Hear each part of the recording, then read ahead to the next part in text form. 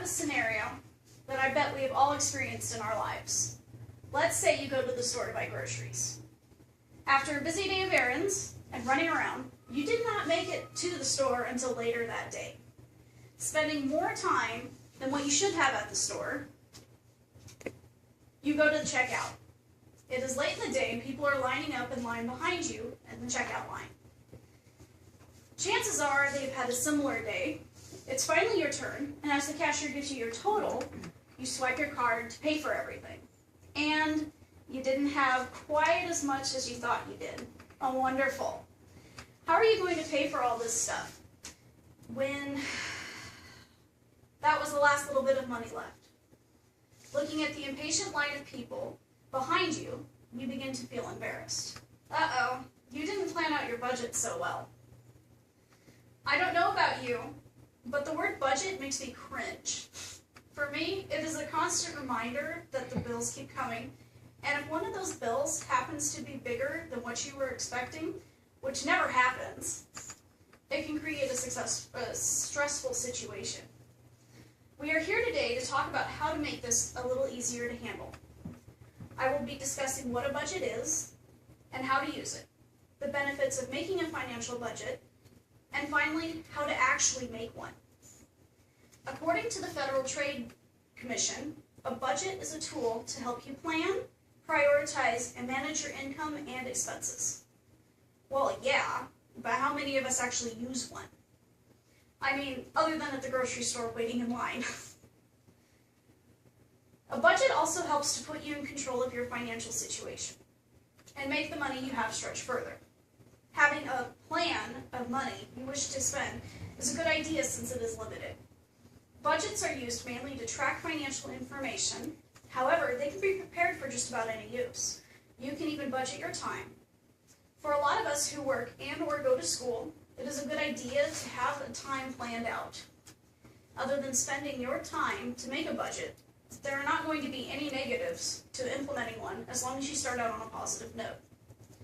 Imagine what it would be like to be able to go check the mail, sit down at the table, open your bills, and be able to afford to pay them right at that moment. Ideally with a budget, this is what should happen. The idea is not only to live on what you do have, but to be able to enjoy yourself too. If you are unable or unwilling to do this for yourself, think of your kids. Wouldn't it be nice to be able to take them out for pizza? Not order in, take them out. To go see a movie, or even like a small weekend trip out of town. If kids are not what it's going to take you to do this, then maybe having the funding for time away with your significant other will. According to Bank of America, write down the financial goals you want to achieve in the next few years and the ones you want to accomplish for the long term. Use your imagination. Even if you've made money mistakes in the past, you can change things in your future. Visualizing new goals is the first step to making them happen. Whether your financial goals include buying a car, planning a vacation to Disneyland, or retiring by the age of 60, or maybe even all three, it can be mapped out in a financial budget. Creating a budget is the ideal way to go if you need to know where you are financially so you can plan for what you want to achieve. As a matter of fact, let's talk about that a little bit. If you already have an idea what you spend each month and where, you are well on your way. Most of us are not quite that organized, unfortunately. The Federal Trade Commission has some very valuable ideas for this. If you are unable to really pin down an amount that you spend each month on a particular group of expenses, such as household items, you can either keep track of the amount you spend using a daily planner, or keep the receipts so that you can keep track of what is spent and where. Most of us know how much income goes into our bank accounts each and every month. Chances are you do not live on a commission only or some other form of variable income, so you should be able to form a realistic number for income. If by chance your income varies, you can use a best estimate or average out your earnings from the last year. List all sources of income and the amounts, no matter how small they are. After this has been done, make a list of variable expenses and fixed expenses. Variable expenses are those expenses that are not occurring in regular amounts, such as clothing, groceries, and electricity payments. Examples of fixed expenses are rent, telephone, and garbage bills. Depending on how organized you feel, you should also budget for those once-in-a-while expenses. These are birthday parties, entertainment, and holiday gifts. Total all 3 expense categories, and these numbers will be your monthly expenses. Hopefully they're not bigger than your total for income. If this is the case, it's time to look really hard at what you're spending versus what's coming in and make some cuts. Or the other option is to bring in more income.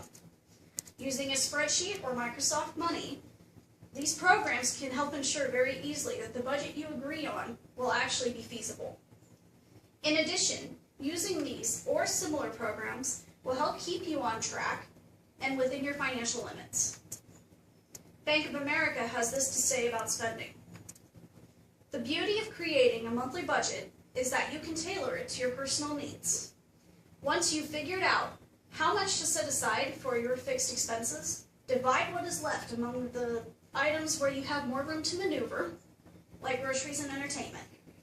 There's no right amount to spend on each one. So if you love going to football games but rarely dine out, build your budget accordingly.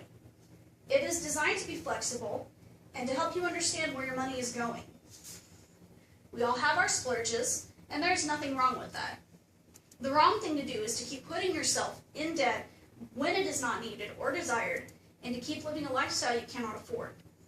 Be open and be flexible when creating your budget, and most important is understanding and realistic with yourself. In review, a budget helps to put you in control of your financial situation and make the money you have stretch further. By using a budget, you can be more organized and have a good idea as far as what is being spent. Having control of your financial situation helps to ensure that potential things that come up in life can be taken care of as a bonus.